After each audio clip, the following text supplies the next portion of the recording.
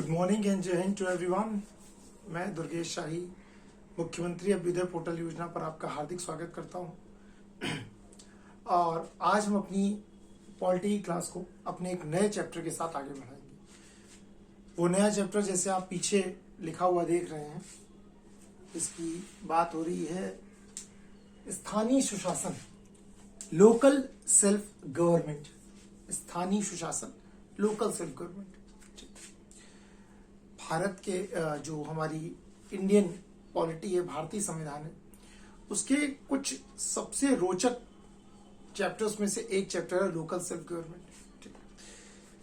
इस स्थानीय सुशासन को कितने रूप होते हैं, इसमें क्या क्या चीजें आती हैं, इसको समझने से पहले हमें ये समझना बड़ा आवश्यक है कि आखिर ये स्थानीय सुशासन है क्या, लोकल सेल्फ गवर्नमेंट किसे कहते हैं।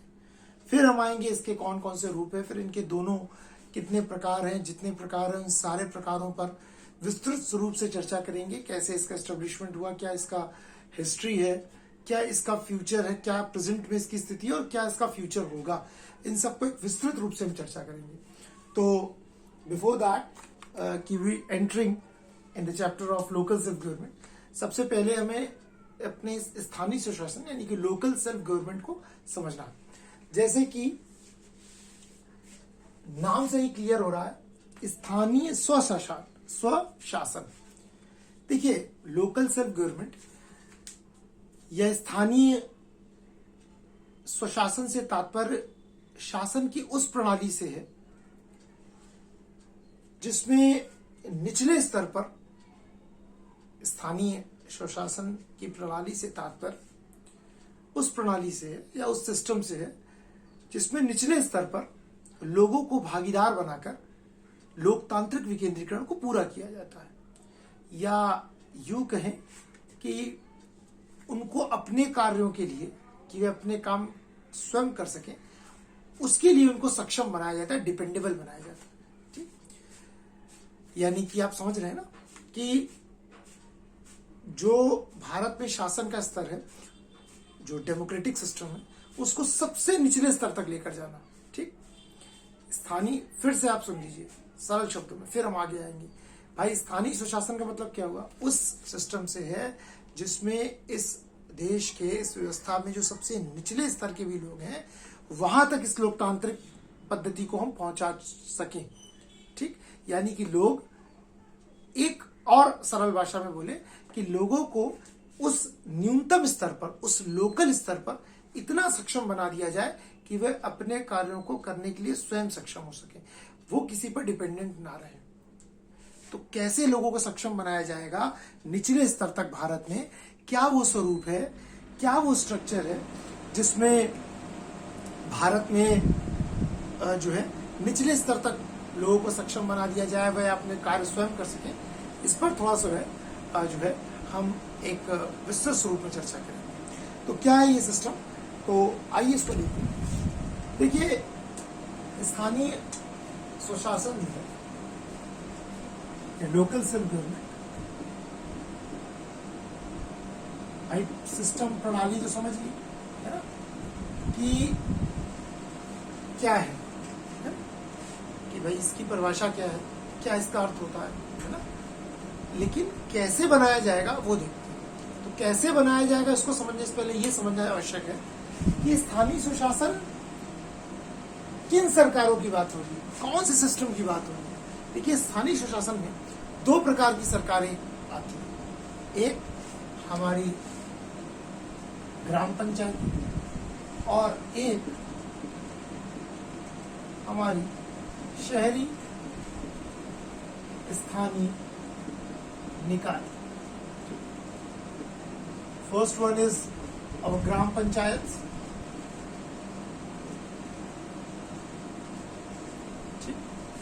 या जिसको आप ग्राम पंचायत बिना बोलिए, अधूरा होगा ये शब्द, पंचायती राज बोलिए। ठीक, ग्राम पंचायत तो सिस्टम अधूरा हो गया, पंचायती राज। ग्राम पंचायत तो पंचायती राज का एक भाग है, अब इसको देखेंगे। पंचायती राज। दूसरा है शहरी स्थानीय निकाय, अर्बन लोकल बॉडीज। देखिए, भारत जो है वो दो भागों में विभक्त है। एक शहरी भारत, एक ग्रामीण भारत, है ना। तकरीबन 31% जनसंख्या भारत की शहरों में निवास करती है और 69% के अप्रॉक्स जो है, 68 to 69, थोड़ा सा 1% 2% वेरी करेगा, जनसंख्या जो है वह गांव में निवास करती है।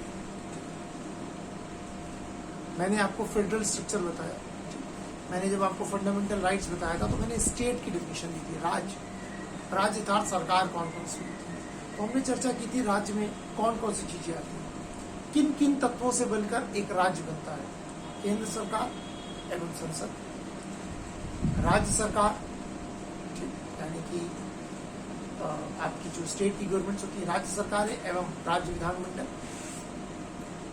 स्थानीय सुशासन यानी कि ग्राम पंचायतें और अर्बन लोकल बॉडीज, और फिर अन्य सरकारी प्राधिकरण, अथॉरिटीज और जो भी सरकार की इंस्टीट्यूशंस हैं जहां पर उनको जो अथॉरिटीज है जिनको अपना स्वयं से कुछ कानून बनाने का अधिकार है, वो सब शासन के अंतर्गत आते हैं। तो हमने सेंट्रल गवर्नमेंट को समझ लिया है ना, कैसे पार्लियामेंट होती है, कैसे सेंट्रल गवर्नमेंट काम करती है। हमने स्टेट गवर्नमेंट और स्टेट लेजिस्लेचर, राज्य विधानमंडल को समझ लिया, गवर्नर को समझ लिया, राज्य विधानमंडल के दोनों सदनों को समझ लिया, मुख्यमंत्री उनकी मंत्रिपरिषद को समझ लिया, इसी प्रकार केंद्र में सबको समझ लिया।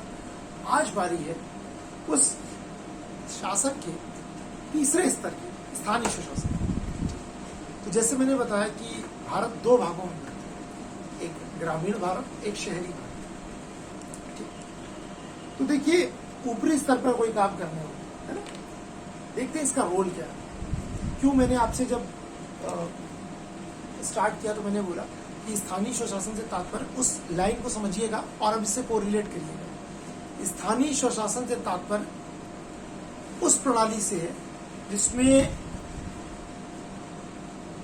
निचले स्तर पर लोगों को भागीदार बनाकर लोकतांत्रिक विकेंद्रीकरण को पूरा किया जाता है, अर्थात लोगों को इतना सक्षम बनाया जाता है कि वे स्वयं अपने कार्यों को कर सकें।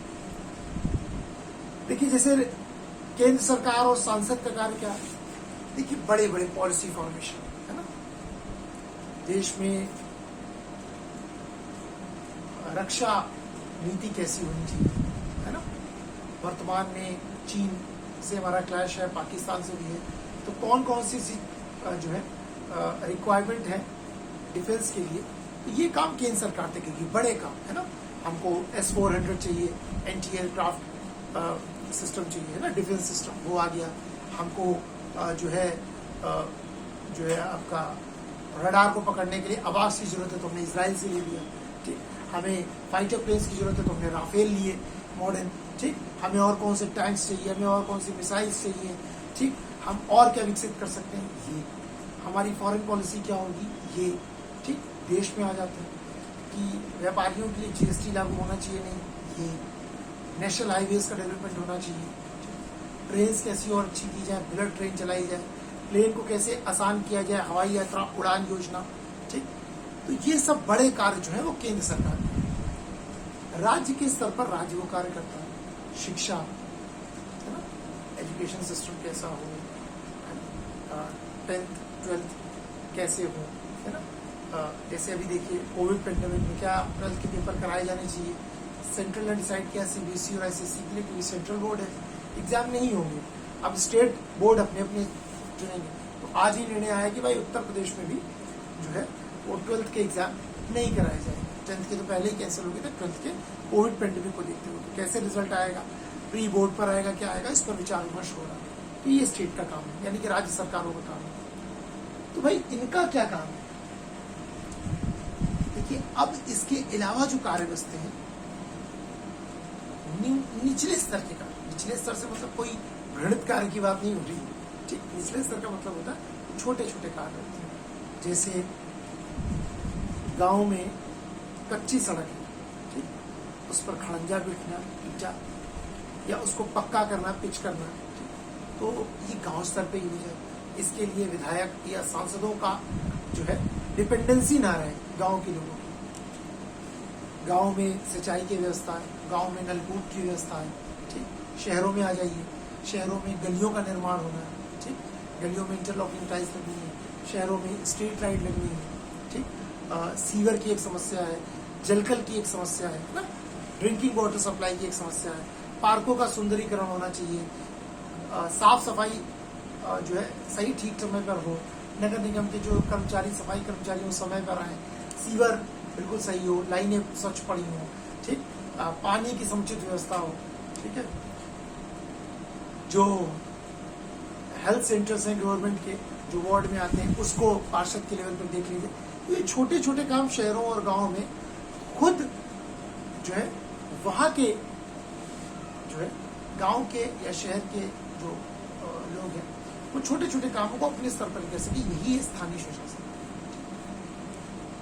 ठीक। अब इसके दो रूप हैं, मैंने आपको बताया, एक पंचायती राज सिस्टम, एक अर्बन लोकल बॉडी। पंचायती राज से मतलब है गांव की कार्य करने की, है ना भाई। दो भागों में भारत बटा है, तो गांव के लिए लोकल सेल्फ गवर्नमेंट कौन सी होंगी, ये पंचायती राज सिस्टम।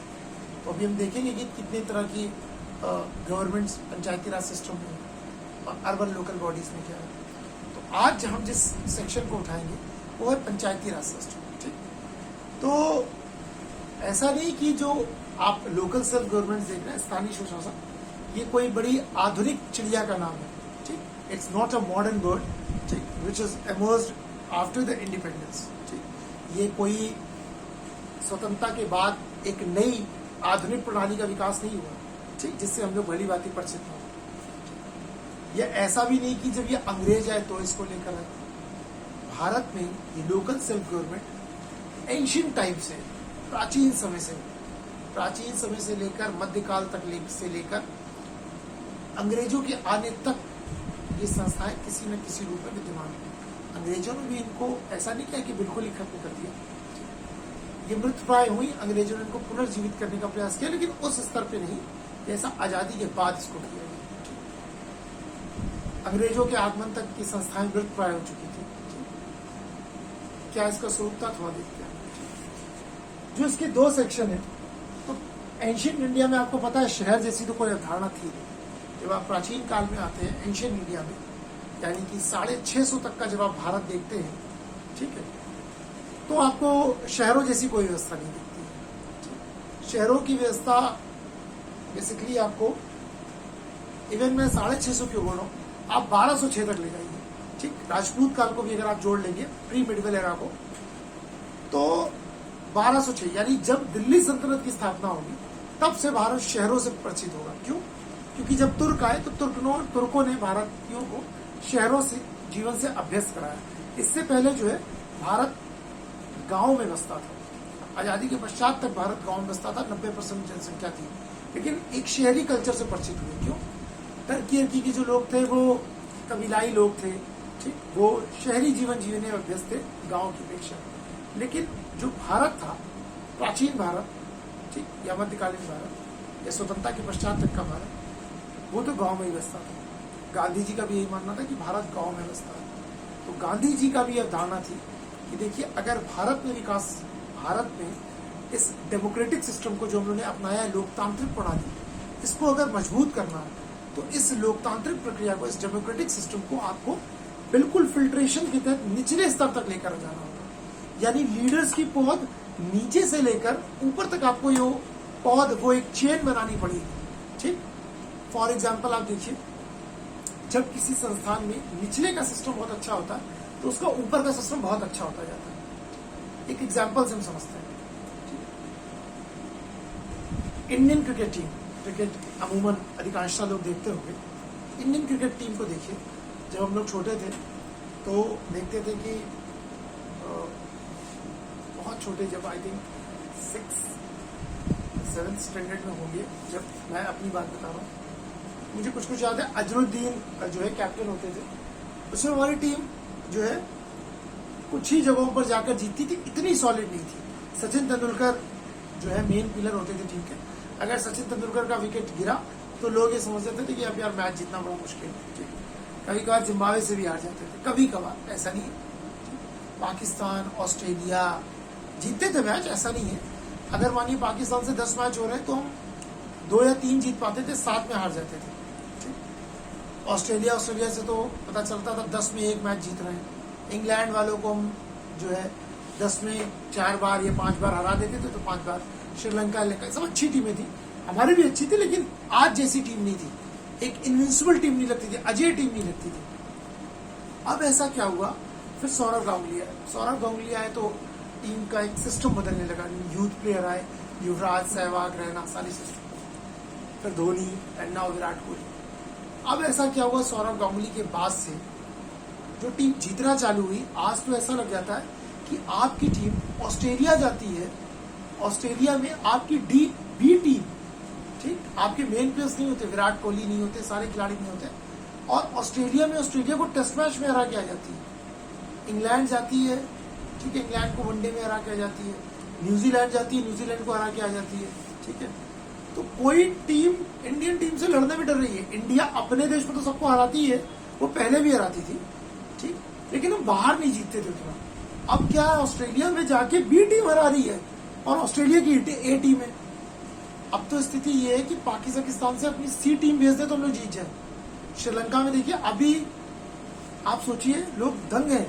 अभी वर्ल्ड टेस्ट चैंपियनशिप का फाइनल होने वाला है, नजर बना के रखिएगा, पूछा जाएगा, पहली बार हो रहा है। 13 जून को जो है होगा, लॉर्ड्स में नहीं है, बर्मिंघम में है, इंग्लैंड में। इंडिया और न्यूजीलैंड का, और उसी समय इंडिया की बी टीम श्रीलंका में खेल रही है, ठीक। और आप यकीन मान लीजिए, इस समय इंडियन टीम में जो इनकी बैक स्ट्रेंथ है, बेंच स्ट्रेंथ है, इतनी मजबूत है कि 3-4 टीमें बन जाएंगी। ऐसा क्यों? ऐसा चेंजमेंट आप देखोगे तो पिछले 8-10 साल में सारा चेंज हो गया है। पता क्यों?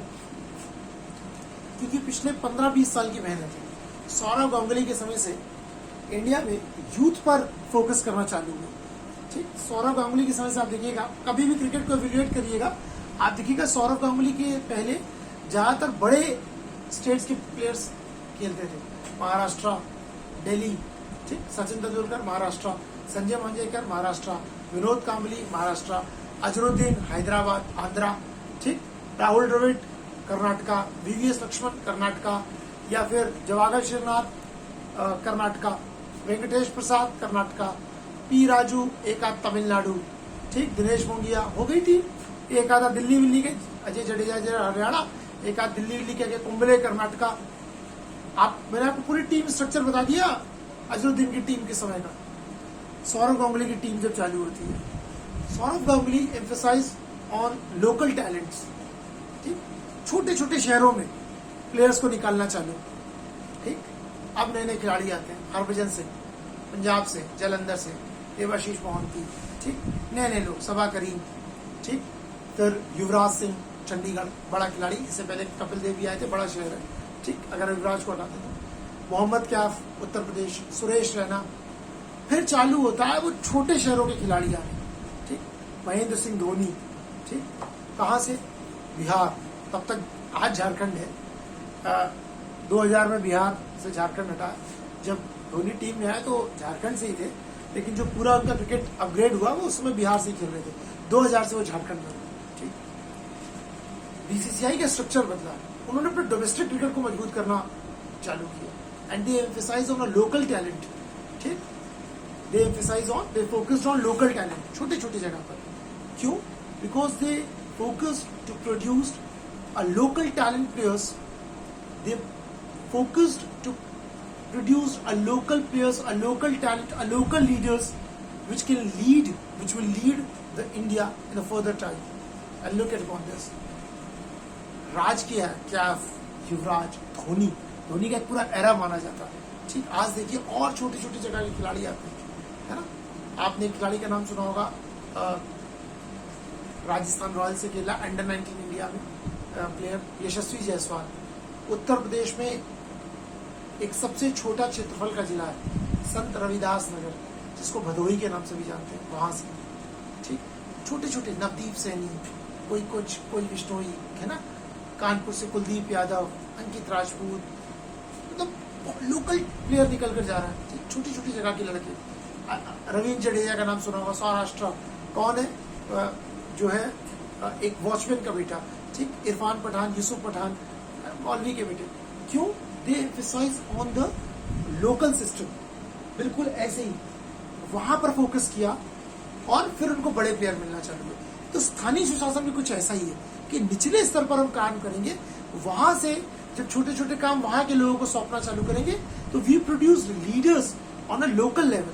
तो जब उनको निचले स्तर पर एक्सपीरियंस होगा तो वही ग्राम का प्रधान या वही एक शहर का पार्षद धीरे से बढ़कर क्या बनेगा, अगली बार विधायक बनेगा, विधायक बनने के बाद वो मंत्री बनेंगे, फिर सांसद, फिर केंद्र सरकार में मंत्री और फिर प्रधानमंत्री। तो प्रधान से लेकर प्रधानमंत्री तक का सफर तय होगा, ठीक, क्योंकि एक अनुभव भी आता जाएगा। तो भारत में स्थानीय सुशासन ऐसा नहीं कोई नई चिड़िया का नाम है। स्थानीय सुशासन का आज हम जिस चैप्टर की चर्चा करेंगे उसकी हम चर्चा करेंगे पंचायती राज। चूंकि भारत प्राचीन काल में तो पंचायती राज में था, तो हमको जो लोकल सेल्फ गवर्नमेंट दिखती है वो पंचायती राज। प्राचीन भारत में मौर्य काल से लेकर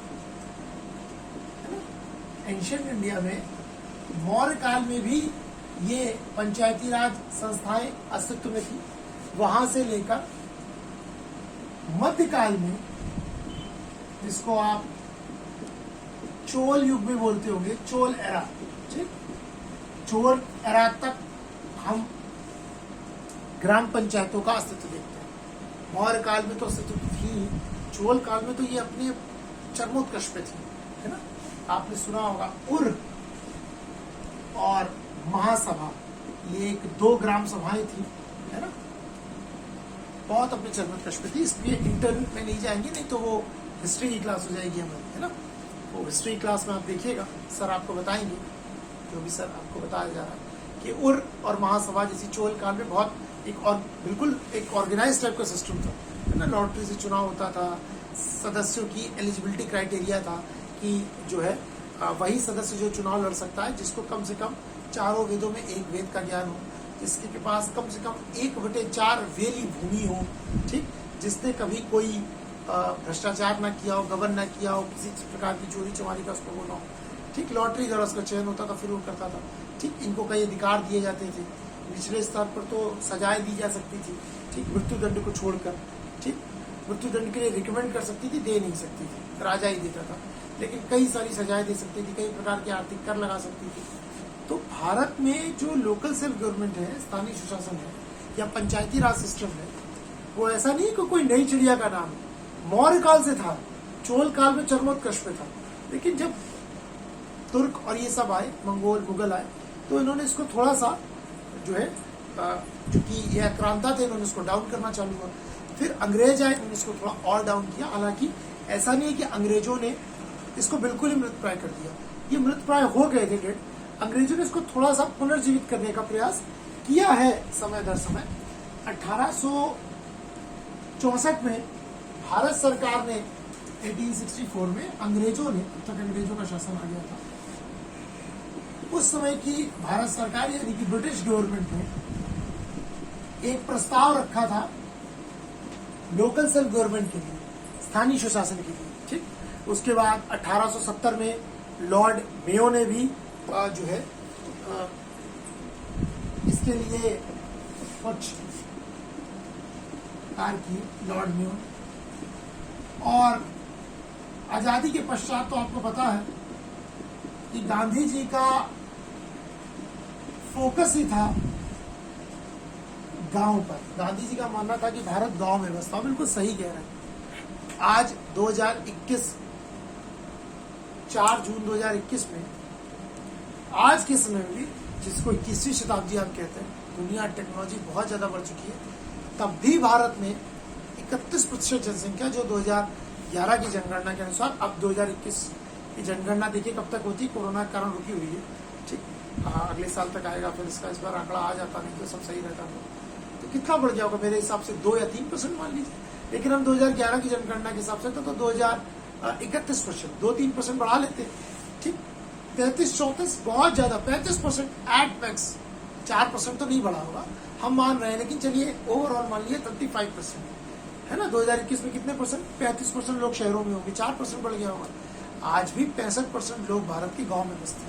तो उन्होंने कहा अगर भारत में आपको विकास करना है तो आपको गांव में फोकस करना पड़ेगा। इसीलिए गांधी जी के विचारों को ही हमने आर्टिकल 40 में डीपीएसपी में देखा था कि ग्राम पंचायतों की चर्चा और ग्राम पंचायतों की स्थापना की जाएगी, आर्टिकल 40 डीपीएसपी। तो राज्य जब सशक्त होगा तब ग्राम पंचायतों की स्थापना करेगा। फिर सरकार का धीरे धीरे आगे चलकर इसकी ओर फोकस हुआ। जब देश आजाद हुआ तो नेहरू जी के जहन में गांधी जी की वो बात थी कि ग्राम पंचायतों का भी गठन करना, लेकिन मैंने आपको बताया कि इतना आवश्यक होने के बावजूद ही इसको डीपीएससी में रखा गया। क्यों? क्योंकि राज्य भी इतना कैपेबल नहीं था कि स्टार्टिंग से ही जो है एक अलग संस्था बना सके, फिर उसके लिए अलग फंडिंग, सारी चीजें हो सकती हैं। क्योंकि भारत भाई एक सीमित आमदनी वाला देश है, आपको पता है। तो नेहरू जी ने कहा भाई लेकिन पंचायती राज संस्थाओं का विकास अभी नहीं कर सकते हैं, लेकिन कम से कम गांव में विकास के कुछ कार्यक्रम तो चालू ही किया जा सकते हैं। तो उन्होंने गांव के विकास के लिए, यानी कि सामुदायिक, यानी कि गांव के जो छोटे छोटे समुदाय हैं उनके विकास के लिए जेएल नेहरू ने 2 अक्टूबर 1952 को एक कार्यक्रम प्रारंभ किया जिसको हम सामुदायिक विकास कार्यक्रम बोलते हैं, कम्युनिटी डेवलपमेंट प्रोग्राम। बहुत बार ये क्वेश्चन आता है कि कम्युनिटी डेवलपमेंट प्रोग्राम की स्टार्टिंग कब की गई थी? तो 2 अक्टूबर 1952 भाई नेहरू जी ने देश के आर्थिक विकास और सामाजिक पुनरुद्धार के लिए इस कम्युनिटी डेवलपमेंट प्रोग्राम की स्टार्टिंग की। ठीक, उनका ये मानना था कि भाई जो अगर हम गांव में, क्योंकि भारत आपको पता है कई अनेक विभिन्न भाषा, बोली, जाति के समुदायों में विभक्त है ना, तो उन्होंने कहा भाई चूंकि जब भारत आजाद हुआ तो 10% से कम लोग जो है शहरों में रहते थे, 8 से 10%, 90% भारत की आबादी गाँव में थी। तो अगर डेवलपमेंट करना है तो जब तक गाँव में डेवलपमेंट नहीं पहुंचेगा तो भारत के डेवलपमेंट का तो कोई मतलब ही नहीं है। तो बड़ा सोच समझ के रशिया में ये प्रोग्राम उन्होंने देखा था और कम्युनिटी डेवलपमेंट प्रोग्राम को लेकर आए। गाँव में एक ब्लॉक स्तर पर जो है इस परियोजना को उन्होंने लागू किया 2 अक्टूबर 1952। किस दिन? गांधी जी के जन्म दिवस पर। क्यों? क्योंकि गांधी जी का बड़ा फोकस था, तो गांधी जी का फोकस और नेहरू जी भी इसकी महत्वता को समझ रहे थे। तो 2 अक्टूबर 1952 को उन्होंने कहा भाई देश की इकोनॉमिक और सोशल रिफॉर्मेशन, इकोनॉमिक प्रोग्रेस और सोशल रिफॉर्मेशन के लिए डेवलपमेंट प्रोग्राम चलने जरूरी है। तो उन्होंने फिर इसको चालू किया, सामुदायिक विकास कार्यक्रम। इसको और प्रचारित और प्रसारित करने के लिए उन्होंने 1953 में राष्ट्रीय प्रसार सेवा को भी चालू किया, राष्ट्रीय विस्तार सेवा, ताकि ये जो सामुदायिक विकास कार्यक्रम है, कम्युनिटी डेवलपमेंट प्रोग्राम, इसको और ज्यादा लोकप्रिय बना के दूर दूर तक के इलाकों तक फैलाया जाए, ताकि ज्यादा से ज्यादा लोग इससे जुड़ेंगे, उनका आर्थिक विकास होगा और सामाजिक विकास होगा। जब किसी समाज का आर्थिक और सामाजिक दोनों विकास हो जाए तो समझ लीजिए फिर उस देश का विकास हो गया, है ना भाई। हम और आप किस जद्दोजहद में अपने आर्थिक और सामाजिक विकास के लिए इस तैयारी में क्यों आता है? ठीक, क्यों? देखिए इसलिए आता है, आर्थिक पक्ष तो आप किनारे कर दें, ठीक, आर्थिक पहलू तो एक पहलू होता है, ठीक, कि भाई एक अच्छी जॉब मिलेगी तो अच्छी सैलरी मिलेगी, जीवन यापन अच्छे ढंग से होगा। सबसे बड़ी चीज होती है सामाजिक, ठीक। दो, एक तो जब आप पद पर आएंगे तो उस समाज के लिए बहुत कुछ कर सकते हैं, और दूसरा जो मध्यम वर्गीय परिवार है, ठीक, उनमें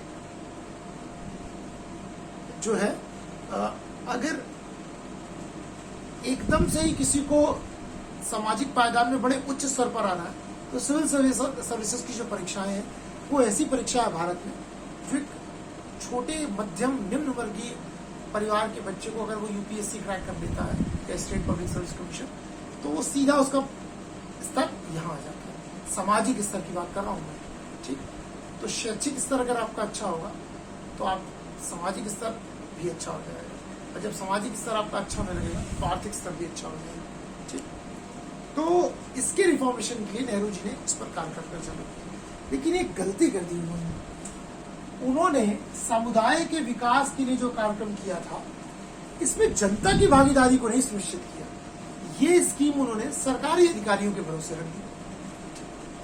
अब उस समय जब ये गवर्नमेंट ऑफिसर्स के रिलायबल हुई तो वो इतनी सक्सेसफुल नहीं हो पाई। क्यों नहीं हो पाई? एक्चुअली में उद्देश्य से भटक गए। हम जो पंचायती राज सिस्टम का उद्देश्य था कि लोकल लीडर्स प्रोड्यूस करना, लोकतांत्रिक विकेंद्रीकरण को नीचे तक लेके जाना। यहाँ आप आर्थिक और सामाजिक पुनरुद्धार को तो लेके जा रहे हैं, लेकिन किसी बिचौलिए के द्वारा। बिचौलिए का मतलब इस ब्यूरोक्रेसी के द्वारा। ब्यूरोक्रेसी तो एक बीच का हो गया ना, वो उनको कुछ ला के दे रहा है।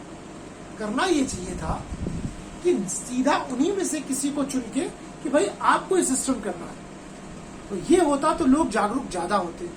तो जिस प्रकार से इस योजना को सफल होना चाहिए था, ये योजना उतनी सफल हो नहीं पाई। भाई नेहरू जी का प्रयास ये था, सार्थक प्रयास था कि भाई इस सामुदायिक विकास कार्यक्रम को हम करेंगे। और होगा क्या कि जब ये निचले स्तर तक पहुंचता जाएगा तो गांव का विकास होता जाएगा और धीरे धीरे इसी के द्वारा गांव की आर्थिक और सामाजिक समृद्धि आएगी और फिर उसी की पद्धति से राजनीतिक चेतना भी जागृत हो जाएगी, है ना। पॉलिटिकल अवेयरनेस भी आ जाएगी। भाई आप देखिए, आपको पॉलिटिकल अवेयरनेस कैसे आती है?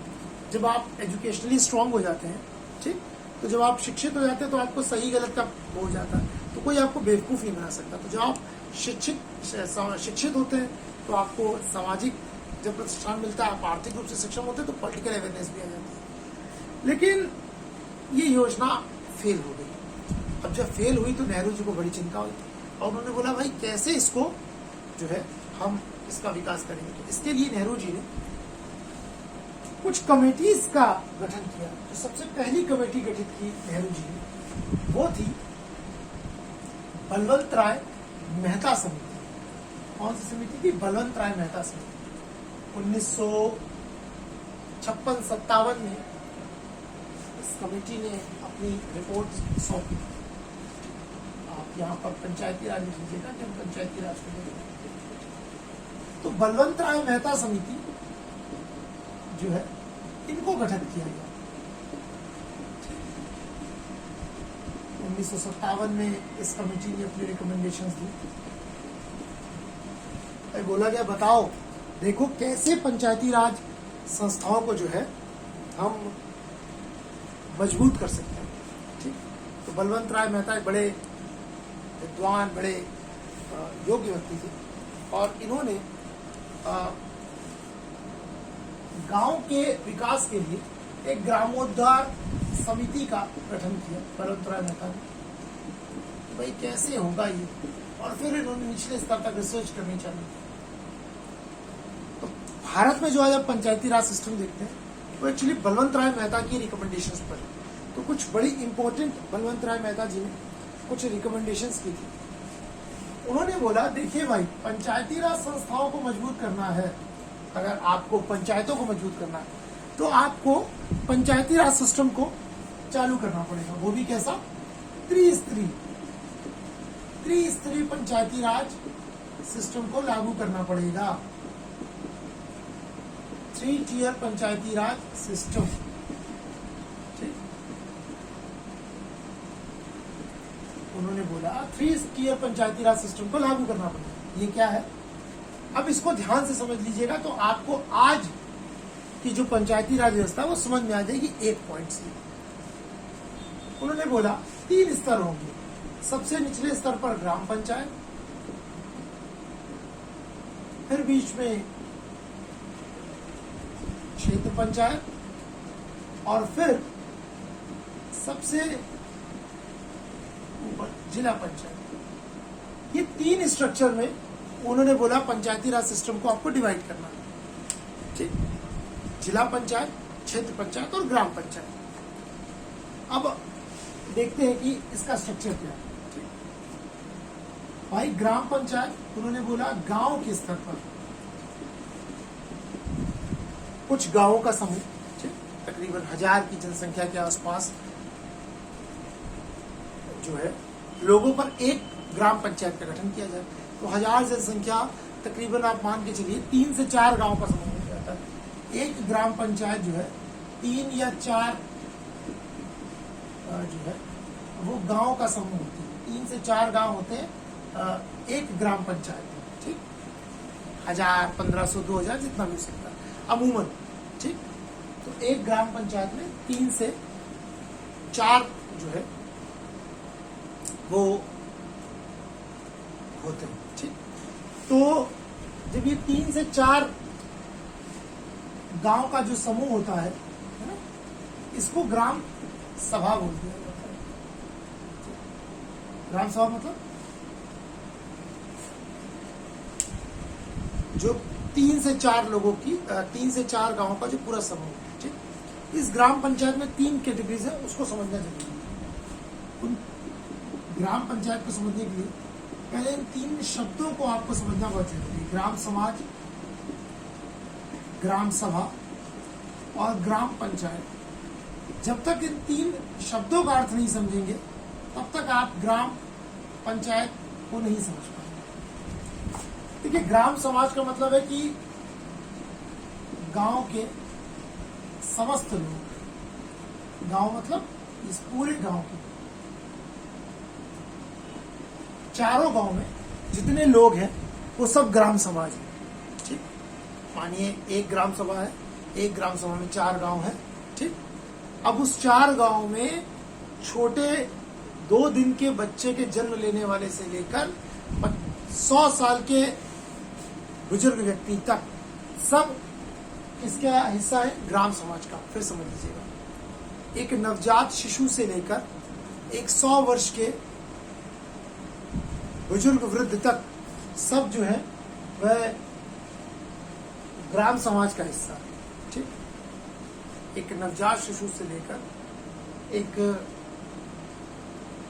100 वर्ष के व्यक्ति तक समस्त जनसंख्या सब ग्राम समाज में आती है। तो ग्राम सभा कौन है? ग्राम सभा में वो लोग आते हैं जिनका एक तरह से आप समझिए गांव ग्राम पंचायत की वोटर लिस्ट में जिसका नाम है ना, यानी कि सरल भाषा में उस ग्राम सभा के मतदाता, ठीक। उस ग्राम सभा के मतदाता जो भी जो है 18 वर्ष से लेकर ऊपर का व्यक्ति है, जिसका उस वोटिंग यानी कि निर्वाचन वाली जो सूची आती है, मतदाता सूची, उसमें नाम है, तो वह सब ग्राम सभा का हिस्सा है। बिल्कुल सरल। ग्राम समाज मतलब चारों गांव की समस्त जनता, छोटे से लेकर बड़ा तक, है ना, बच्चे से लेकर पुरुष तक, बच्ची से लेकर महिला तक, सब ग्राम समाज।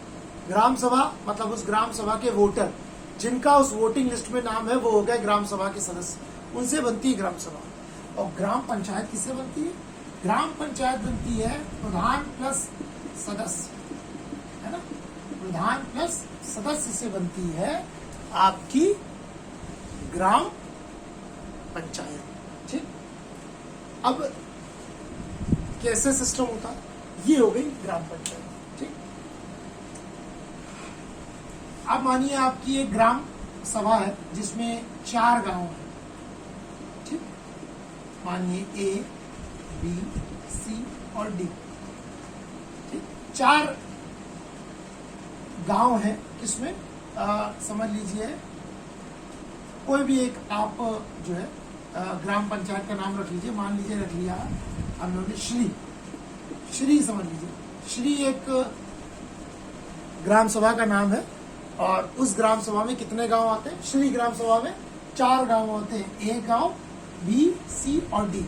इन चारों गांव में जितने लोग रहते हैं वो हो गए ग्राम समाज। इन चारों गांव में जितने वोटर हैं वो हो गया ग्राम सभा, और इन चारों गांवों से मिलकर जितने सदस्य और एक प्रधान चुना जाएगा वह बनेगा ग्राम पंचायत, ठीक। अब कैसे होता है ग्राम पंचायत का चुनाव, आप समझिए।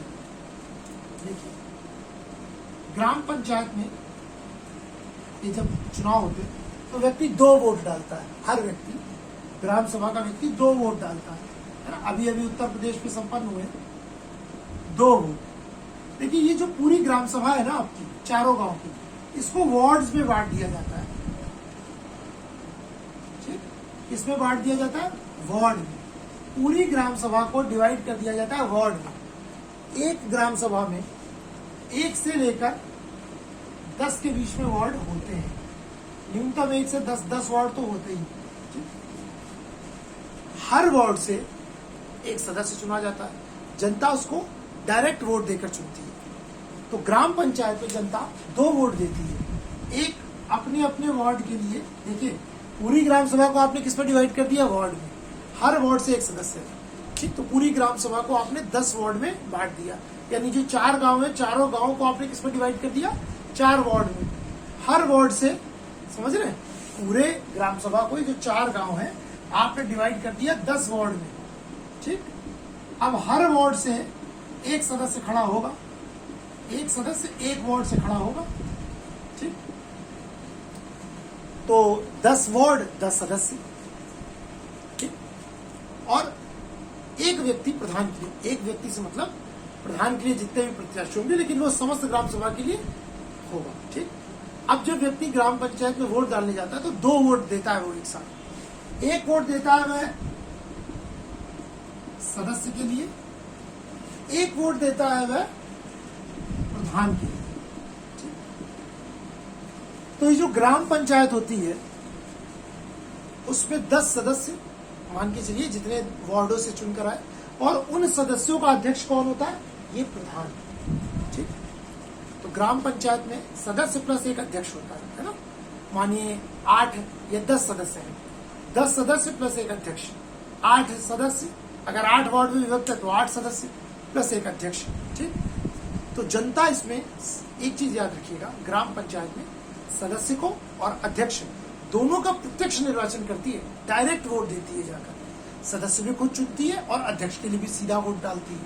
ये हो गया ग्राम पंचायत का स्ट्रक्चर। इसी को बताया था बलवंत राय मेहता जी ने अपने त्रिस्तरीय पंचायती राज में एक सिस्टम, कि भाई ये होना चाहिए, ठीक। तो आपको ग्राम पंचायत समझ में आ गई कि भाई क्या, एक प्रधान प्लस सदस्य, दोनों के वोट जनता, यानी दोनों को जनता प्रत्यक्ष रूप से चुनती है, प्रधान को भी और सदस्यों को भी। अब आता है second tier, which is known as Kshetra panchayat. तो भाई ये क्या है? आइए इसको देखते हैं, ठीक। ये गांव से ऊपर की इकाई है। सबसे निचली इकाई कौन सी है पंचायती राज सिस्टम में? ग्राम पंचायत, है ना। 4 से 5 गांव का समूह बनकर एक ग्राम सभा बनती है। फिर उससे ऊपर कौन सी आती है? उससे ऊपर आती है क्षेत्र पंचायत, जिसको उत्तर प्रदेश में सरल भाषा में आप ब्लॉक पंचायत भी बोलते हैं, है ना, ब्लॉक।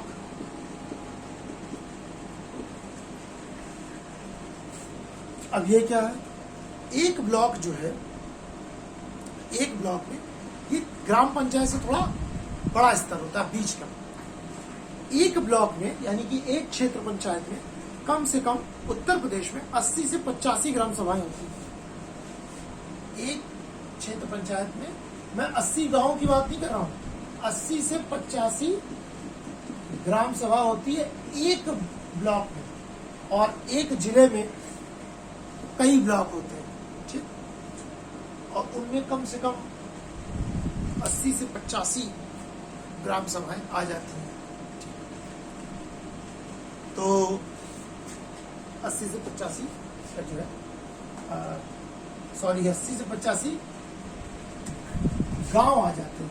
तो अगर आप 4 से डिवाइड कर लोगे तो तकरीबन 25-30 के आसपास ग्राम सभाएं एक उसमें आ जाती है, ठीक। मैं गलत बोल गया, 80 से 85 गांव आ जाते हैं, ठीक। तो ग्राम सभा में क्या था?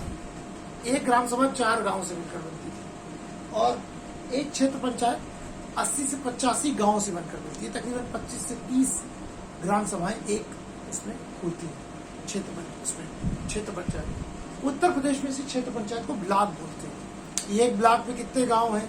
तो 80 से 85 गांव आते हैं, तकरीबन 25 से 30 ग्राम सभाएं आती हैं। अब क्षेत्र पंचायत के चुनाव कैसे होते हैं?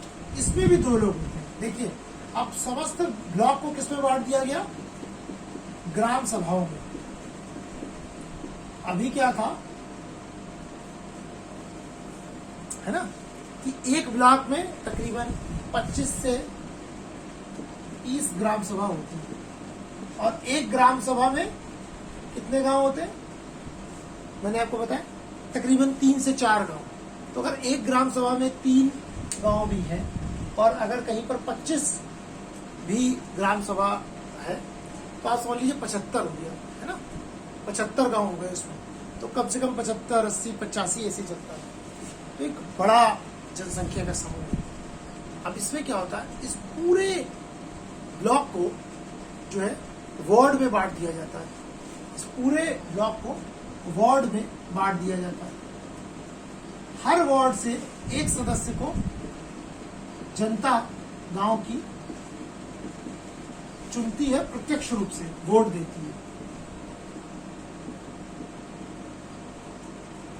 ठीक, गांव की जनता प्रत्यक्ष चुनती है गांव की, ठीक, यानी वोट डालती है। इस सदस्य को, जो क्षेत्र पंचायत का होता है, उसको हम क्षेत्र पंचायत सदस्य भी बोलते हैं, और बिल्कुल सरल उत्तर प्रदेश की भाषा में बोले तो इसको बीडीसी बोला जाता है। ठीक, तो कहते हैं ना बीडीसी का चुनाव लड़ रहे हैं, मतलब कि वो क्षेत्र पंचायत का सदस्य है। अब मानिए पूरे ब्लॉक को 60 या 70 या 80 वार्डों में बांट दिया गया। ठीक, 80 क्या और ज्यादा बढ़ते हैं, 100 से 110 के आसपास वार्डों में बढ़ गए। अब मानिए 80-90 बीडीसी चुन लिए गए एक ब्लॉक से। ठीक, एक ब्लॉक से कितने, 80 से लेकर 90 बीडीसी। बीडीसी का मतलब क्या हुआ, क्षेत्र पंचायत सदस्य, जिसको जनता सीधा चुनती है। अब क्षेत्र पंचायत में जो इसका अध्यक्ष होता है उसको बोला जाता है ब्लॉक प्रमुख, उत्तर प्रदेश की भाषा में। ऐसे बोलते हैं क्षेत्र पंचायत अध्यक्ष, लेकिन उत्तर प्रदेश में प्रसिद्ध है ब्लॉक प्रमुख। अब ये जो ब्लॉक प्रमुख होता है, यानी कि क्षेत्र पंचायत का अध्यक्ष, इसको जनता सीधे नहीं चुनती है।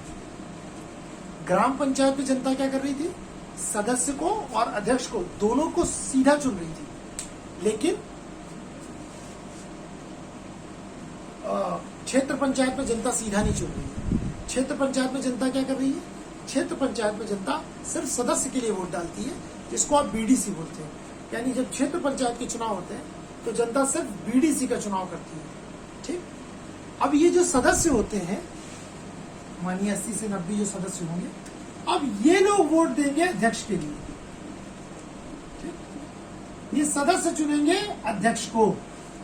तो यानी कि जो क्षेत्र पंचायत का अध्यक्ष होता है वो अप्रत्यक्ष निर्वाचन पद्धति के द्वारा आ रहा है ना?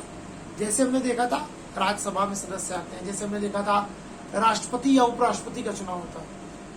माना जाता है कि जनता ने जिसको अपना बीडीसी चुनकर भेजा है, उसके मत में उस वार्ड की जनता का मत है।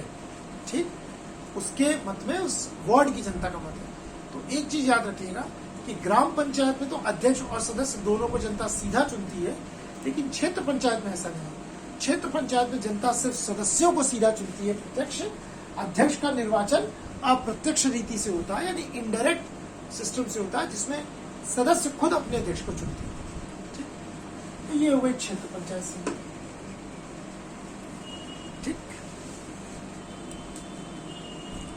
अब आया तीसरा स्तर, जिसको आप बोलते हो जिला पंचायत। ठीक, जिला पंचायत ये एक बहुत ही बड़ी इकाई होती है, जिला पंचायत। अब भाई जिले के जितने ब्लॉक है वो सब एक जिला पंचायत में आ जाएंगे। ठीक, जिले के जितने ब्लॉक है सब एक पंचायत में आ जाएंगे।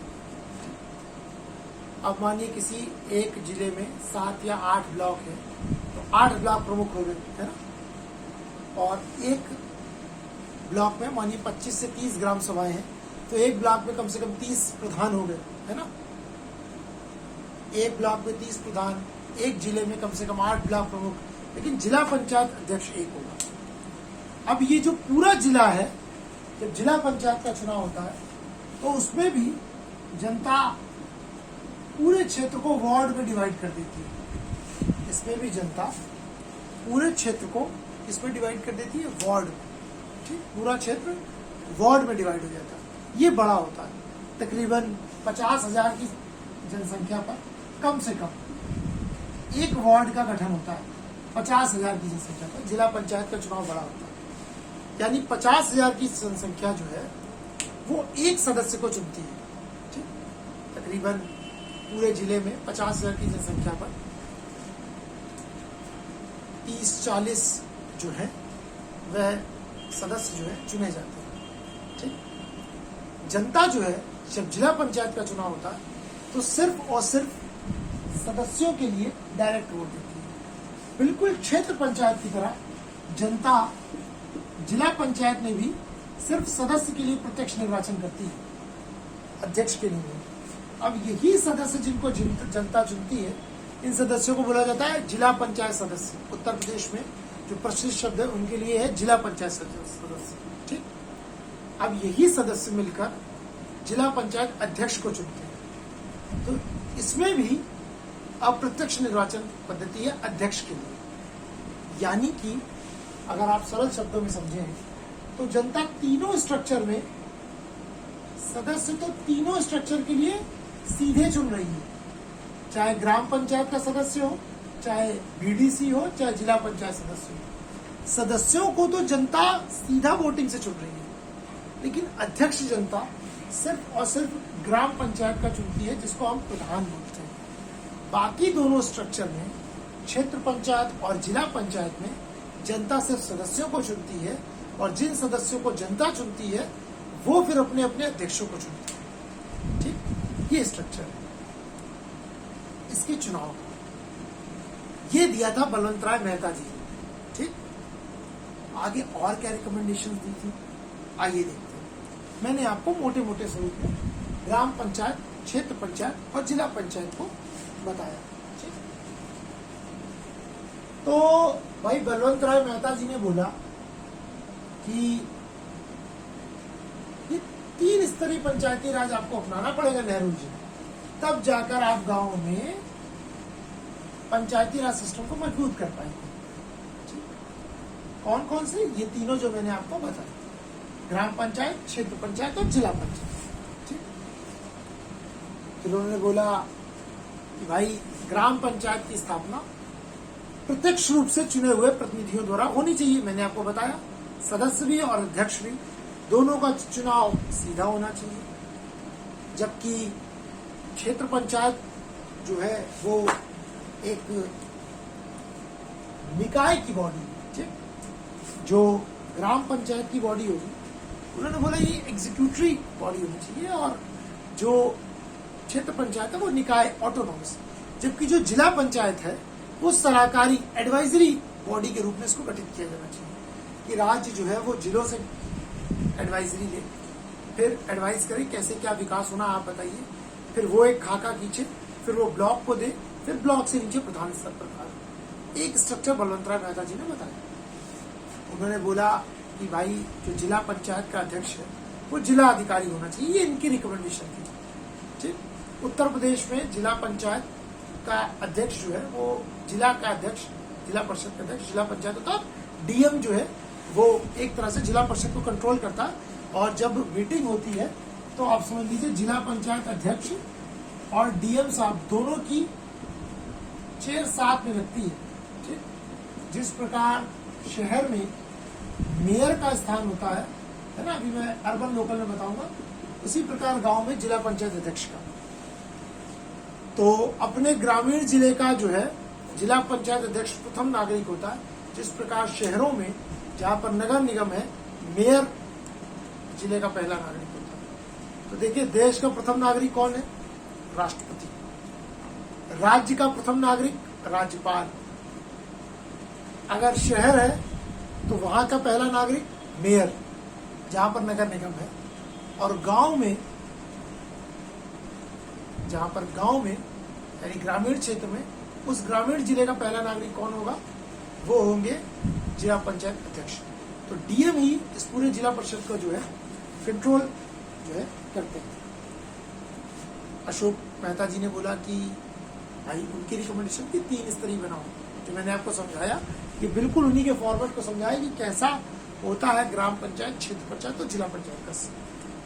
इसके अलावा उन्होंने बोला कि सिर्फ ऐसा ही नहीं कि आप इनको बना के छोड़ दीजिए, है ना, ये तब मजबूत होगी जब आप इनको नियमित रूप से पर्याप्त इनको स्रोत मिलेंगे, सोर्सेज, यानी कि इनको अपने कार्य और जिम्मेदारियों को संपादित करने के लिए आपको इनको कुछ शक्तियां देनी पड़ेंगी, यानी कि इनको कुछ कार्य भी देने पड़ेंगे। ऐसे नहीं कि चुनाव करा के बना दिया, तो इनको कुछ अधिकार देने पड़ेंगे। भाई कार्य कैसे करेंगे? कार्य जो है उनका अधिकार होता है, उनको अधिकार देने पड़ेंगे। फिर जब कार्य करें तो उसके लिए उनको कुछ शक्तियां देनी पड़ेंगी, और उन शक्तियों को कैसे संपादित करेंगे उसके लिए कुछ अर्थ देना पड़ेगा, पैसा। काम कैसे होगा? बोल दिया जिले में गांव में पिच रोड बनाओ, तो भाई पिच रोड कैसे बनेगी? पिच रोड बनाने के लिए तो कम से कम भाई फंडिंग तो हो गांव के पास, तब तो जाके आप बनाओगे। तो फंडिंग होनी चाहिए। अशोक मेहता जी ने बोला इट्स मैंडेटरी कि भाई आप कम से कम फंडिंग तो कराओ ही। ठीक, अब समिति की इन सिफारिशों को जो अशोक मेहता ने की, वो सारी की सारी सिफारिशें राष्ट्रीय विकास परिषद यानी कि नेशनल डेवलपमेंट काउंसिल द्वारा जो है वह स्वीकार कर ली। ठीक, सारी की सारी से मतलब है अप्रोक्सीमेटली जो है सारी पद्धति स्वीकार कर ली। और इसी को देखते हुए जो है सर्वप्रथम राजस्थान में 2 अक्टूबर 1959 को पंचायती राज संस्थाओं की स्थापना कर दी। त्रिस्तरीय पंचायती राज सिस्टम, त्रिस्तरीय पंचायती राज सिस्टम सबसे पहले 2 अक्टूबर 1959 को नागौर राजस्थान में स्थापित कर दी गई। क्वेश्चन आता है कि सबसे पहली बार त्रिस्तरीय पंचायती राज सिस्टम की स्थापना कहाँ की गई थी? तो नागौर राजस्थान। फिर 1959 में राजस्थान की देखा देखी आंध्र प्रदेश में। ठीक, सबसे पहले राजस्थान। क्वेश्चन अगर आए, बहुत बार आया भी है कि सबसे सर्वप्रथम कहाँ हुई, तो राजस्थान सर्वप्रथम। फिर उसके बाद मतलब सबसे पहले राजस्थान नंबर 1, देन आंध्र प्रदेश। इसने भी 1959 में ही कर ली, लेकिन राजस्थान के बाद 1960 में भारत के कुछ और राज्य असम, तमिलनाडु और कर्नाटका में भी पंचायती राज सिस्टम की स्थापना की गई। असम, तमिलनाडु और कर्नाटक। 1962 में फिर कुछ भारत के और प्रोमिनेंट महाराष्ट्र में, ठीक, 63 में गुजरात में, 62 में महाराष्ट्र में, 63 में गुजरात में और 64 में वेस्ट बंगाल में पंचायती राज संस्थाओं की स्थापना की गई। इसको बड़ा ध्यान से समझिए। 2 अक्टूबर 1959 को नागौर राजस्थान में, फिर आंध्र प्रदेश में ही 1959 में, 60 में असम, तमिलनाडु और कर्नाटका में, 62 में महाराष्ट्र में, 63 में गुजरात और 64 में वेस्ट बंगाल में पंचायती राज संस्थाओं की स्थापना की गई। ठीक, लेकिन जिन उद्देश्यों के साथ इस पंचायती राज संस्था की स्थापना की गई, ये अभी भी अपने उसमें उतनी प्रभावशाली नहीं थी। उतनी प्रभावशाली क्यों नहीं थी? क्योंकि कुछ चीजें, कुछ कमियां थी।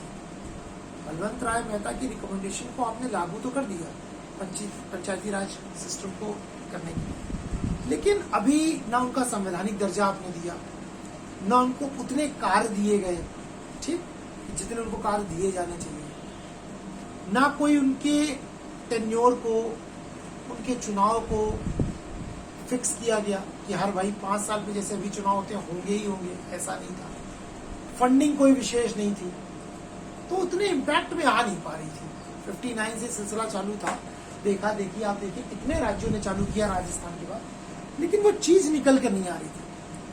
तो 77 में जब इंदिरा गांधी जी चुनाव हार गई तो जनता पार्टी की सरकार आई, और जनता पार्टी की सरकार ने कि कैसे पंचायती राज सिस्टम को और प्रभावशाली और ज्यादा सशक्त बनाया जाए, यानी मोर इम्पैकेबल और मोर जो है पावरफुल बनाया जाए, तो क्या करना चाहिए। तो इसके लिए उन्होंने एक और कमेटी की जो है गठन किया, जिसका नाम है अशोक मेहता समिति। ठीक, अशोक मेहता समिति 1977 में भाई अशोक मेहता समिति का गठन किया गया। 1977 जनता पार्टी की सरकार ने भाई इस कमेटी का गठन किया, अशोक मेहता कमेटी। पंचायती राज सिस्टम में कुछ इंपॉर्टेंट कमिटीज हैं, उसमें ये भी है। सबसे पहली कौन सी थी? बलवंत राय मेहता, 1957 सन याद करते जाइएगा। और त्रिस्तरीय पंचायती राज, 3 टियर पंचायती, जो आज आप देखने को मिलता है विशेषकर उत्तर प्रदेश और नॉर्थ इंडिया के कई स्टेट्स में, वो बलवंत राय मेहता की रिकमेंडेशन पर है। तो अगर क्वेश्चन बहुत बार आया है कि त्रिस्तरीय पंचायती राज सिस्टम किसने दिया? बलवंत राय मेहता। बलवंत राय मेहता की गठन कब हुआ था कमेटी का? 57। पहली कमेटी कौन सी थी? तो बलवंत राय मेहता। पहला स्थान जहां पर त्रिस्तरीय पंचायती राज लागू हुआ, राजस्थान। ठीक, अब देखते हैं अशोक मेहता समिति 1977 जनता पार्टी की रिकमेंडेशन पर भाई अशोक मेहता समिति का गठन किया गया। तो अशोक मेहता समिति ने भी जो है कुछ रिकमेंडेशंस दी। उन्होंने कुल 132 रिकमेंडेशन दी थी। अब 132 सिफारिशों की तो चर्चा यहाँ हो नहीं सकती है, तो कुछ प्रोमिनेंट रिकमेंडेशंस हैं जिन पर हम देखते हैं। इन्होंने भाई साहब ने बोला, मेहता साहब तो वो भी थे, अशोक मेहता साहब ने, इन्होंने बोला जो बलवंत राय मेहता जी ने त्रिस्तरीय बोला है ना, खत्म करो उसको, वो ज्यादा इम्पैक्टेबल नहीं है, वो इम्पैक्टेबल नहीं है। तो बोला भाई कैसे? तो इन्होंने कहा एक नया मॉडल दे रहे। इन्होंने बोला आप द्विस्तरीय पंचायती राज करिए। द्विस्तरीय समझ रहे हैं? 2 टियर पंचायती राज सिस्टम, 2 टियर पंचायती राज।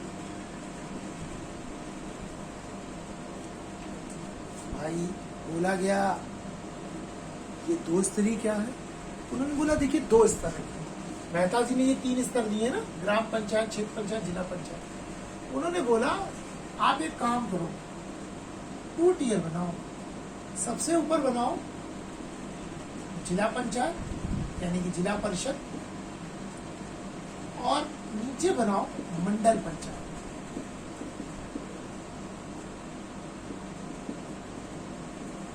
भाई जिला पंचायत को थोड़ा और मजबूत करो, और क्षेत्र पंचायत को ही थोड़ा और बड़ा करके मंडल पंचायत बना दो। उन्होंने बोला कि तकरीबन 15 से 20 हजार की जनसंख्या वाले गांवों के समूह इसमें शामिल करो। 15,000 से लेकर 20,000 की जनसंख्या वाले गांव के समूह इसमें शामिल कर दो। ठीक, और फिर उनके ऊपर जिला पंचायत रखो। इसको खत्म कर दो ग्राम पंचायत को। इन्होंने बोला भाई ग्राम पंचायत को खत्म कर दो। उन्होंने बोला गांव को खत्म करो, जिले पे काम करवाइए, और फिर उसके नीचे मंडल पंचायत में काम कराइए। 15 से 20,000 की जनसंख्या के गांव के समूह मंडल में शामिल हो जाए। जिले में राज्य सरकार जिले को फंडिंग करे, डिस्कशन हो, जिले को पूरा कार्यभार सौंपा जाए, और जिला जो है मंडल में एग्जीक्यूट करा दे। बीच की इकाई ग्राम पंचायत जो सबसे लोअर सिस्टम, उसको खत्म करो। अच्छा, और क्या बोला? उन्होंने बोला कि भाई राज्य स्तर से नीचे तो जिला ही प्रथम बिंदु होना चाहिए इकाई का। वो तो बलवंत मेहता साहब ने बोला था, लेकिन इन्होंने कहा भाई पंचायती राज को खत्म कर दो, जिला रखो, मंडल रखो, काम खत्म। इन्होंने आगे बोला एक अलग चीज। इन्होंने बोला कि जो पंचायती राज सिस्टम है, इसमें सारी पॉलिटिकल पार्टीज को जो है राइट दे दो, पंचायती में राज सिस्टम में राजनीतिक पार्टियों की भागीदारी हो, राजनीतिक दलों की भागीदारी हो। मतलब समझ रहे हैं कि भागीदारी हो, यानी कि जैसे आप लोकसभा के या विधानसभा के चुनाव देखते हैं, जो पार्टी सिंबल पे होते हैं, बिल्कुल वैसे ही जो है पंचायतों के भी चुनाव, यानी प्रधान जो है ये जो मंडल पंचायत है, जिला पंचायत है, क्षेत्र पंचायत का जो स्वरूप है, ये सब पार्टियां टिकट दें, भाजपा, कांग्रेस, सपा, बसपा, आम आदमी पार्टी, जेडीयू, ये वो सब दें, सबके टिकट पर चुनाव हो जैसे विधायक में मिलता है। तो इन्होंने बोला राजनीतिक पार्टियों को भाई भागीदारी दीजिए। ठीक, अभी क्या होता है, क्या ग्राम पंचायत के चुनाव पॉलिटिकल पार्टी के सिंबल पे होते नहीं, पॉलिटिकल पार्टी का उसमें कोई रोल नहीं होता, कोई ना कोई प्रधान किसी न किसी उस दल से जुड़ा जरूर होता है, लेकिन सिंबल नहीं होता कि ये बीजेपी का सिंबल है ना, सबको सिंबल राज्य निर्वाचन आयोग अलॉट करता है। ठीक, अच्छा भाई, और क्या रिकमेंडेशन दी इन्होंने? बोला कि इकोनॉमिक सोर्सेज तो बहुत जरूरी, ये अच्छा पॉइंट था। इन्होंने बोला पंचायतों को राइट्स दो कि वो टैक्स लगा सकें अपने पंचायती राज सिस्टम को और मजबूत करने के लिए, पंचायती राज सिस्टम को मजबूत करने के लिए उनके पास आर्थिक कराधान की शक्ति हो। ठीक, उन्होंने बोला कि विकास पंचायत के साथ साथ एक न्याय पंचायत भी आप बनाइए। न्याय पंचायत में एक जज होना चाहिए, ठीक, सेवानिवृत्त रिटायर्ड जज, जो कि गांव के में छोटी छोटी कोर्ट्स बना के जस्टिस भी करें। लेकिन इनके रिकमेंडेशंस को स्वीकार नहीं किया गया, क्योंकि जैसे ही इन्होंने अपनी रिपोर्ट सौंपी और 78 में ही जनता पार्टी की सरकार गिर गई, तो सरकार गिरी, इंदिरा गांधी दोबारा आ गई, तो ये भाई साहब इनकी रिपोर्ट को उठा के कूड़े में डाल दिया गया। लेकिन फिर भी अशोक मेहता साहब की जो रिकमेंडेशंस हैं उनको कुछ लोगों ने तो स्वीकार किया, कुछ राज्यों ने, जैसे वेस्ट बंगाल। बाकी तो कांग्रेस पार्टी ने बोला कूड़ा रिपोर्ट है, हटाओ ये तो ग्राम पंचायत को हटाने की बात कर रहे हैं। ग्राम पंचायत पे तो मेन फोकस है हमारा। जब तक गांव से लीडर नहीं उत्पन्न करेंगे तब तक वो कैसे क्षेत्र पंचायत के लायक बनेगा। अरे आज कोई प्रधान है, कल वही ब्लॉक प्रमुख बनेगा, वही कल जिला पंचायत अध्यक्ष बनेगा, और वही फिर विधायक बनेगा, वही राज्य सरकार में मंत्री बनेगा, वही मुख्यमंत्री बनेगा, वही सांसद और सारी चीज। ये तो यही हटाने की बात कर रहे हैं, उन्होंने कहा हटाओ। और वैसे भी आप जानते हैं कि अगर कोई एक पार्टी दे के जाए दूसरी पार्टी उसको किनारे कर देती है। लेकिन वेस्ट बंगाल ने कोई ये इनका, पश्चिम बंगाल को इनका मंडल पंचायत वाला फॉर्मूला बड़ा पसंद आ गया और उन्होंने जो मंडल पंचायत है उसको अडॉप्ट कर दिया। किसने? वेस्ट बंगाल ने। इसलिए भारत में वेस्ट बंगाल अकेला राज्य है जहां पर 4 स्तरीय पंचायती राज है, यानी ग्राम पंचायत, फिर इसके ऊपर क्षेत्र पंचायत, फिर मंडल पंचायत और फिर जिला पंचायत। तो ग्राम पंचायत, फिर क्षेत्र पंचायत, फिर मंडल पंचायत, फिर जिला पंचायत। तो वेस्ट बंगाल ने ये मंडल पंचायत को अपना लिया। तो याद रख लीजिए, पूरे भारत में वेस्ट बंगाल अकेला ऐसा राज्य है जहां पर 4 टियर पंचायती राज सिस्टम। ठीक, तो ये अशोक मेहता साहब की रिकमेंडेशन थी जिनको उठा के कूड़े में डाल दिया गया।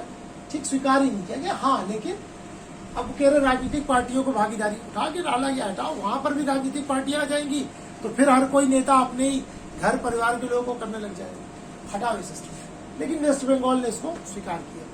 इसके बाद कुछ और कमिटीज भी आई जो बड़ी महत्वपूर्ण रही पंचायती राज सिस्टम के लिए। वो थी अगली कमेटी, GVK राव समिति। ये सारी कमिटीज को आप बड़ा ध्यान दीजिएगा। तो अब याद रखिएगा, अशोक मेहता ने पूछा जाता है कितनी स्तरीय पंचायती राज की बात की? 2 स्तरीय। ठीक, अगली कमेटी है GVK Rao committee.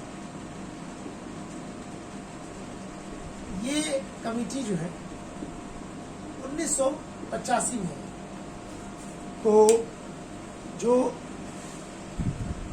GVK Rao committee थी, इन्होंने बोला कि भाई देखिए एक काम करिए, इन्होंने एक और फॉर्मेशन बताया। इन्होंने बोला कि आप ना बलवंत मेहता वाला पूरा स्ट्रक्चर रखिए और ना अशोक मेहता वाला, ना 3 स्तरीय रखिए ना 2 स्तरीय। इन्होंने बोला आप रखिए 4 स्तरीय। इन्होंने क्या रिकमेंड किया, आप रखिए 4 स्तरीय, 4 स्तरीय पंचायती राज बनाइए, 4 स्तरीय पंचायती राज सिस्टम बनाइए। क्या उन्होंने बोला, देखिए सबसे पहले तो एक राज्य स्तर पर, स्टेट लेवल पर राज्य विकास परिषद बनाइए। ओके, वेरी गुड, है ना। इन्होंने बोला देखिए जैसे नेशनल डेवलपमेंट काउंसिल होती है एनडीसी केंद्र सरकार की, वैसे ही राज्य स्तर पर एक राज्य विकास परिषद बनाइए। बोला गया अच्छा। फिर बोला फिर आप दूसरे स्तर पर राज्य की निचली इकाई आएगी जिला, जिला स्तर पर जिला विकास परिषद बनाइए। फिर बोला भाई क्षेत्र आएगा तो क्षेत्र विकास परिषद बना दीजिए। फिर बोले ग्राम आएंगे, यहां पर आप बना दो ग्राम सभा। ठीक। और बोला सबसे बड़ी इकाई ऊपर राज्य रहेगी, लेकिन सबसे महत्वपूर्ण इकाई इसको इन्होंने बोला, इसको जिला विकास परिषद।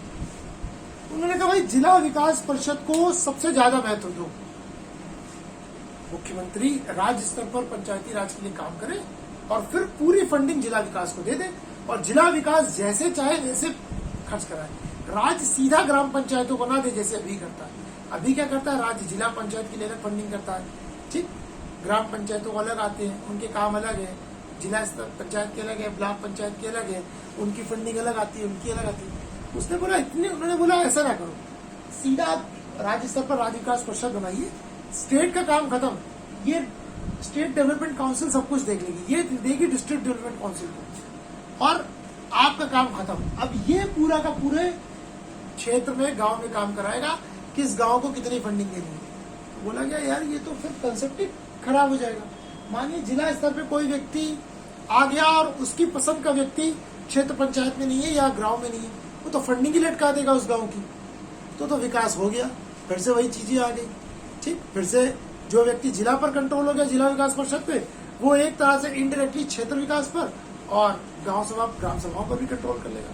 तो बोला गया भाई ये भी कुछ समझ में नहीं आया, तो इनकी सिफारिशों में भी दम नहीं लगा, तो इनको भी भाई अमान्य करार दे दिया गया। ठीक, लेकिन कौन कौन सी कमिटीज आई आ जाता है तो आपको क्लियर होना जरूरी है।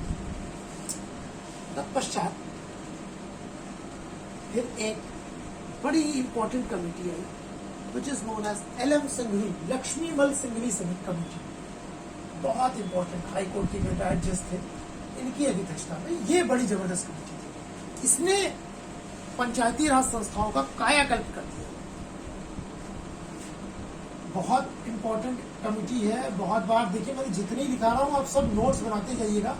ठीक, उनके क्वेश्चन पूछे जाते हैं कि कब कौन सी कमेटी आई। तो सबसे पहले बलवंत मेहता समिति, बलवंत राय मेहता 1957, 3 स्तरीय पंचायती राज जिसको हमने अडॉप्ट किया।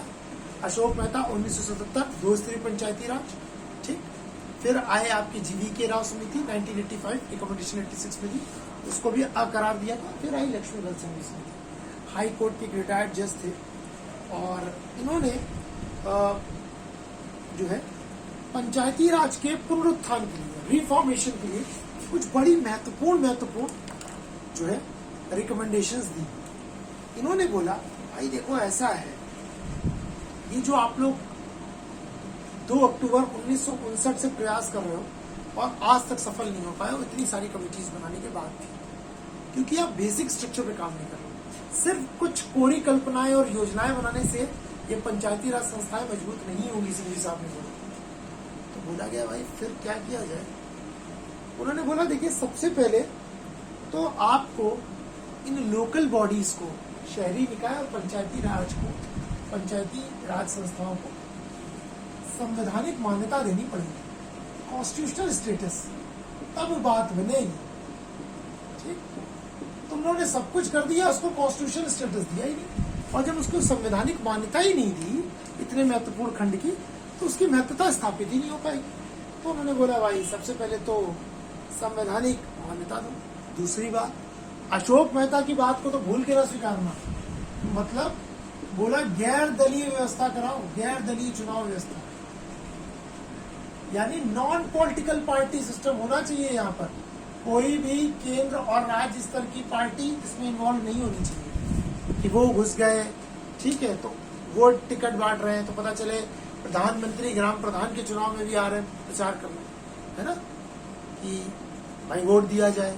मुख्यमंत्री उतर आए, हमारी पार्टी की सीटें ज्यादा हैं, तो पता चले मुख्यमंत्री सारा काम छोड़ के गांव के प्रधानी के चुनाव में प्रचार करने में लगे।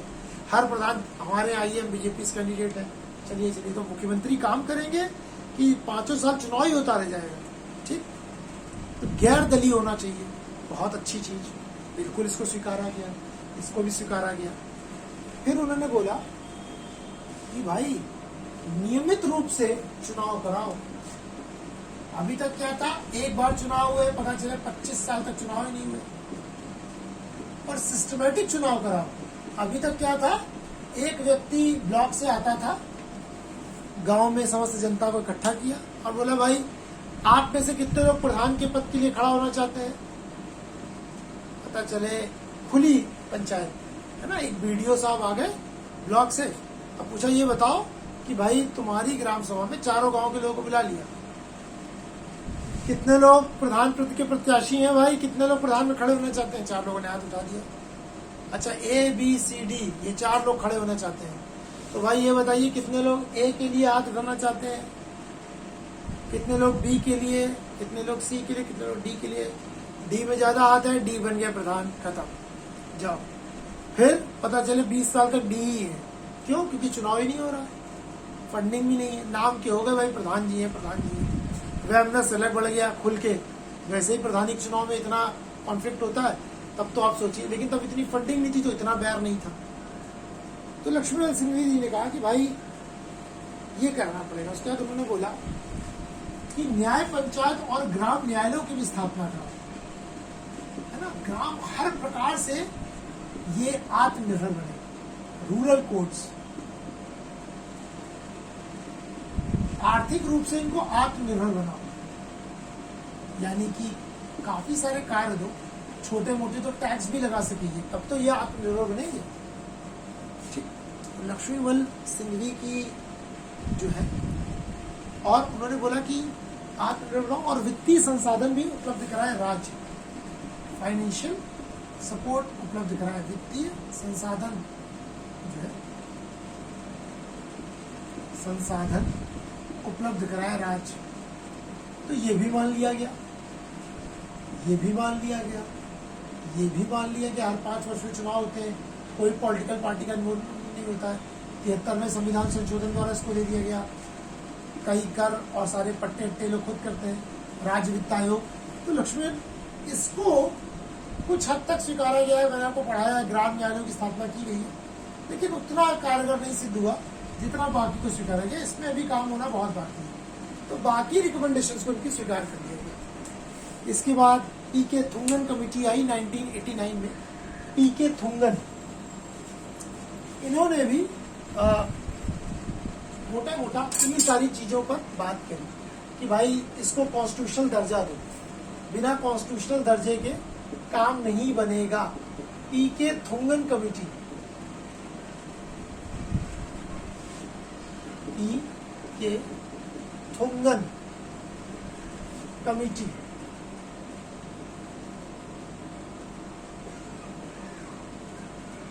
इन्होंने भी बोला कॉन्स्टिट्यूशनल स्टेटस दो भाई, इसको संवैधानिक दर्जा। बिना संवैधानिक दर्जा दिए कोई बात होगी नहीं, ठीक। तो राजीव गांधी की जो सरकार थी, उन्होंने लक्ष्मीलाल सिंघवी और पीके थुंगन दोनों की रिकमेंडेशंस को बहुत ध्यान से देखा और राजीव गांधी जी का इसके लिए भूरी भूरी प्रशंसा करनी पड़ेगी। 1989 में राजीव गांधी ने फिर लक्ष्मीलाल सिंघवी और पीके थुंगन की कमेटी की रिकमेंडेशंस को लागू किया और फिर एक विधेयक लेकर आए वो, ठीक, 64th कॉन्स्टिट्यूशनल अमेंडमेंट 1989 संविधान संशोधन विधेयक को प्रस्तुत किया उन्होंने, 64th कॉन्स्टिट्यूशनल अमेंडमेंट को, कि पंचायती राज संस्थाओं को संवैधानिक दर्जा दिलाया जाए। लोकसभा में तो ये विधेयक पारित हो गया बिल, लेकिन राज्यसभा में गया गिर, राज्यसभा में पारित नहीं हो पाया। जब राज्यसभा में पारित नहीं हो पाया तो ये बिल क्या हो गया, गिर गया। पहली बार प्रयास लेकिन राजीव गांधी जी ने किया। फिर बाद में इनके बाद मृत्यु हो गई, वीपी सिंह की सरकार आई, विश्वनाथ प्रताप सिंह ये भी लेकर आए। इन्होंने 2 दिन का मुख्यमंत्रियों का सम्मेलन किया, सीएम का, सारे भारत के मुख्यमंत्री को बुलाया, प्रधानमंत्री बने, अल्प समय के लिए बने थे कि भाई हम इसको लाना चाहते हैं, लेकिन इससे पहले इनकी सरकार गिर गई, ये भी गई, तो ये लटक गया मामला। बाद में आए चंद्रशेखर भी आए, वो भी अल्प समय के लिए आए, सब छोटे छोटे। फिर बाद में आए पीवी नरसिम्हा राव, और पीवी नरसिम्हा राव जी के समय पीवी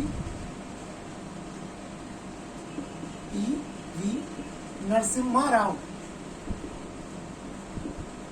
पामुलपति वेंकटराव नरसिम्हा राव जी के समय 73वां संविधान संशोधन 1992 प्रस्तुत किया गया,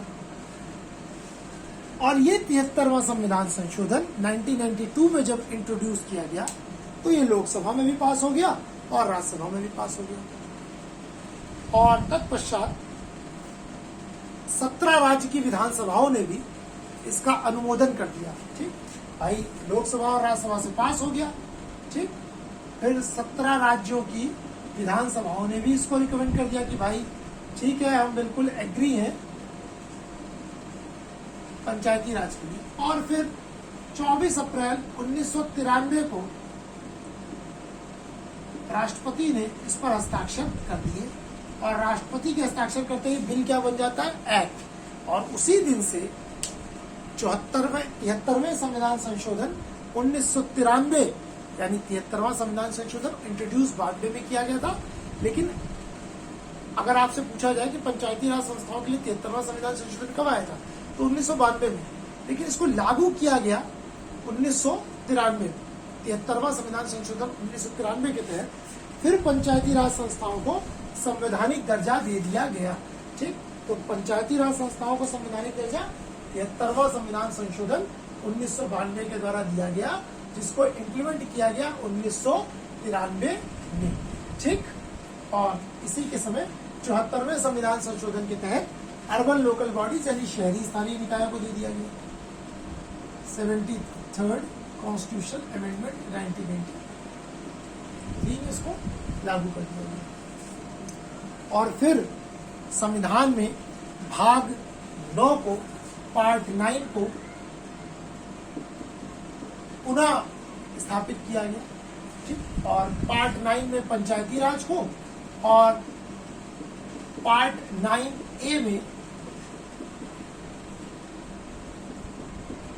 अर्बन लोकल बॉडीज शहरी निकायों को शामिल किया गया। ठीक, शहरी स्थानीय निकायों को शामिल किया गया। ठीक, और 16 नए अनुच्छेद जो है भाग 9 में जोड़े गए, 16 नए आर्टिकल को जोड़ा गया। ठीक, और संविधान में एक नई अनुसूची इसी के साथ जोड़ी गई, 11वीं अनुसूची, जिसमें पंचायती राज संस्थाओं को जोड़ा गया। 11th शेड्यूल में पंचायती राज को जोड़ा गया, और 12वें में अर्बन लोकल बॉडीज को। इसी के साथ पंचायतों को 29 प्रकार के कार्य दिए गए। ठीक, 29 प्रकार के कार्य कौन कौन से हैं, बड़े इंपॉर्टेंट। पंचायतों को 29 प्रकार के कार्य हैं, यानी पंचायतें जो हैं वह 29 प्रकार के कार्य कर सकती हैं। वो 29 प्रकार के कार्य कौन कौन से हैं, जैसे पंचायतें कृषि और कृषि विस्तार के कार्य कर सकती हैं, पंचायतें भूमि विकास, भूमि सुधार और चकबंदी संबंधित कार्य कर सकती हैं, लघु सिंचाई, ठीक, छोटी मोटी है सिंचाई, जल प्रबंध और जल क्षेत्र का विस्तार, पशुपालन, डेयरी उद्योग और कुक्कुट पालन यानी कि जो मुर्गा मुर्गी पालन है, इसके लिए कुछ अपने कानून बना सकती है। गांव में जो छोटे छोटे जलाशय होते हैं उनका पट्टा दे सकती है, ठीक।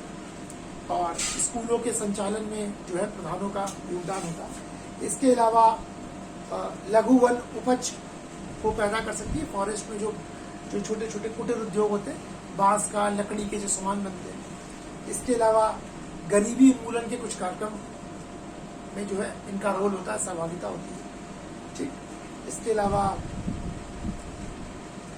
खेल के मैदान जो है पंचायतें, ग्राम पंचायतें अपने ग्राम पंचायत में स्थापित कर सकती हैं। लाइब्रेरी स्थापित कर सकती हैं, व्यायामशालाएं स्थापित कर सकती हैं, पोखरा तालाब खुदवा सकती हैं, खड़ंजा बनाना, पिच बनाना, रोड बनाना, चक्रों, ये सारी चीजें जो है, नाली का निर्माण कराना, ठीक, पक्के मकान का आवंटन इंदिरा आवास योजना के तहत, ऐसे मिला के कुल 29 प्रकार के कार्य ये कर सकते हैं, ठीक। इसी के साथ साथ कुछ और चीजों को भी इसमें जोड़ा गया, बताया गया इसी के साथ साथ कि भाई पंचायतों में आरक्षण को भी लागू किया गया। बोला गया कि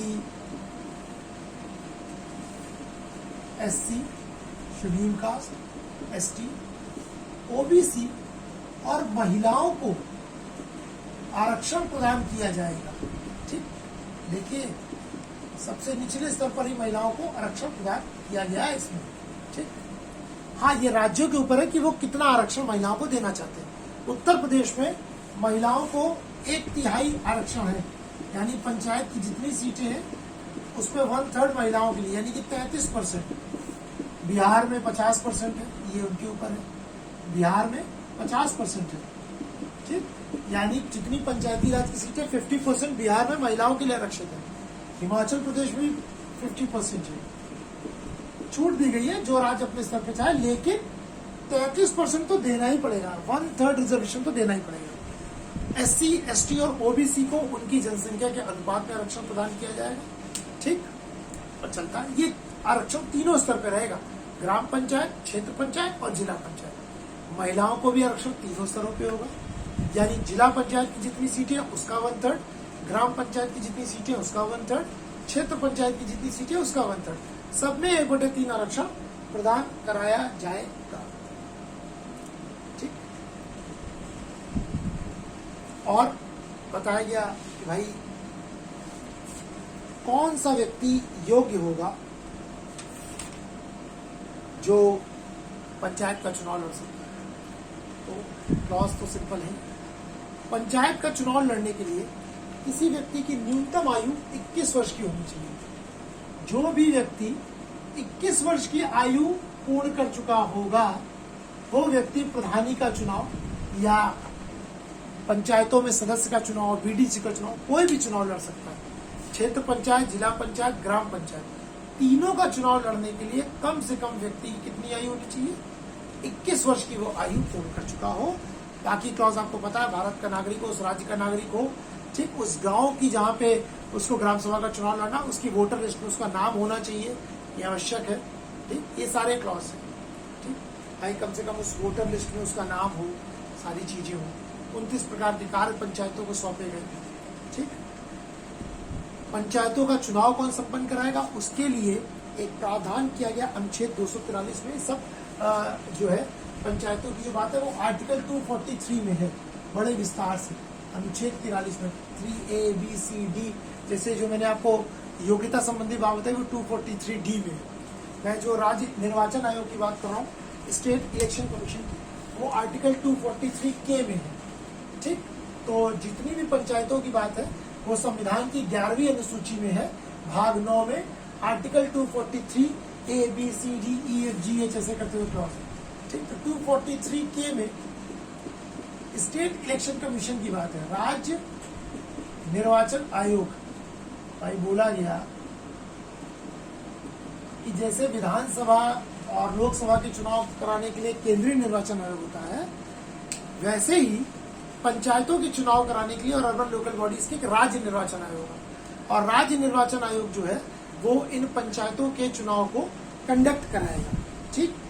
राज्य निर्वाचन आयुक्त की नियुक्ति राज्यपाल द्वारा की जाएगी, लेकिन मुख्यमंत्री की सलाह से स्टेट इलेक्शन कमिश्नर की नियुक्ति किसके द्वारा की जाएगी? राज्यपाल यानी कि गवर्नर के द्वारा वो अपॉइंट किया जाएगा, लेकिन सीएम से अनुमति के पश्चात। ठीक, तो याद रखिएगा, बहुत बार प्रश्न बना है कि राज्य निर्वाचन आयोग की नियुक्ति कौन करेगा? तो राज्य निर्वाचन आयोग की नियुक्ति गवर्नर के द्वारा की जाती है। ठीक, इसके अलावा राज्यों को फंड देने के लिए एक राज्य वित्त आयोग होगा। ठीक, राज्य वित्त आयोग जो है वह समय समय पर जो है फंडिंग होगी। एक क्लॉज बनाया गया है कि अगर पंचायतों के चुनाव जो है कार्यकाल 5 वर्ष होगा, पंचायतों का कार्यकाल अगर 5 वर्ष पूर्ण होने से पहले ही, यानी कि 2 या 3 महीने पहले ही इनका चुनाव दोबारा करा लिया जाएगा। अगर किसी राज्य सरकार ने पंचायतों का कार्यकाल पूरा होने पर भी चुनाव नियमित समय से नहीं कराए तो वित्त आयोग द्वारा मिलने वाली उनको जो पैसा मिलता है राज्यों को रोक दिया जाएगा। तो इतना महत्वपूर्ण है। तो राज्य सरकारें टाल ही नहीं सकती इसके चुनाव, इसके पंचायतों के, तो उनको ये चुनाव कराने ही कराने। ठीक, 5 साल के भीतर। आप देखिए पैंडेमिक का दौर चल रहा था तब भी पंचायतों के चुनाव हुए। ठीक, और अगर स्टेट उसकी फंडिंग नहीं करेगा, अगर स्टेट 5 साल में चुनाव नहीं कराएगा तो उसकी फंडिंग रोक दी जाएगी। तो एक स्पेशली राज्य वित्त आयोग का गठन किया गया, वो अलग से फंडिंग जो है पंचायती राज डिपार्टमेंट्स के लिए आती है। अब तो और ज्यादा फंडिंग्स बढ़ती जा रही है ना। मनरेगा योजनाओं का पूरा संचालन जो है वो पंचायती राज डिपार्टमेंट के द्वारा ही कराया जा रहा है। कार्यकाल 5 वर्ष होता है। 5 वर्ष से पूर्व भी अगर प्रधान जी के ऊपर या क्षेत्र पंचायत या जिला पंचायत तीनों के जो अध्यक्ष हैं इनके ऊपर अगर कोई भ्रष्टाचार का या जो सदस्य हैं जिन्होंने कोरम बनता ना, ग्राम पंचायत तो सदस्य प्लस अध्यक्ष यानी प्रधान प्लस सदस्य, क्षेत्र पंचायत में ब्लॉक प्रमुख और बीडीसी, अगर उसके आधे से ज्यादा सदस्य टूट गए, उन्होंने उसको अपना समर्थन वापस ले लिया, अमूमन ऐसा होता नहीं है। अगर हो गया तो फिर अध्यक्ष का पद रिक्त हो जाएगा, फिर तुरंत चुनाव कराया जा सकता है। लेकिन अमूमन ऐसा होता नहीं, जो व्यक्ति चुन के आ जाता है फिर वो अमूमन 5 साल तो फिर वो रहता ही। हाँ, अगर पद के बीच में रहते हुए प्रधान की यानी ग्राम पंचायत अध्यक्ष, क्षेत्र पंचायत अध्यक्ष यानी ब्लॉक प्रमुख या जिला पंचायत अध्यक्ष की मृत्यु हो जाती है तो फिर 6 माह के भीतर वह चुनाव करा लिए जाएंगे। लेकिन अगर तीनों में से किसी की मृत्यु 5 साल पूर्ण होने से सिर्फ 6 महीने पहले हो जाती है तब फिर उपचुनाव नहीं होगा। फिर तो 6 महीने बाद चुनाव आने ही वाला है, फिर चुनाव हो जाएगा, है ना। तो ये सारे के सारे कार्य जो है वो पंचायतों को दिए गए। तो भारत का एक बड़ा महत्वपूर्ण खंड है।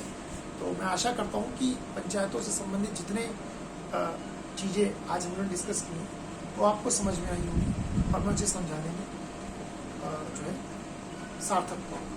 कल हम अपने इसी लोकल सेल्फ गवर्नमेंट के दूसरे पार्ट अर्बन लोकल बॉडीज को विस्तार से सुनेंगे। ठीक, तब तक के लिए thank you so much and जय हिंद टू एवरीवन। ठीक, थैंक यू सो मच।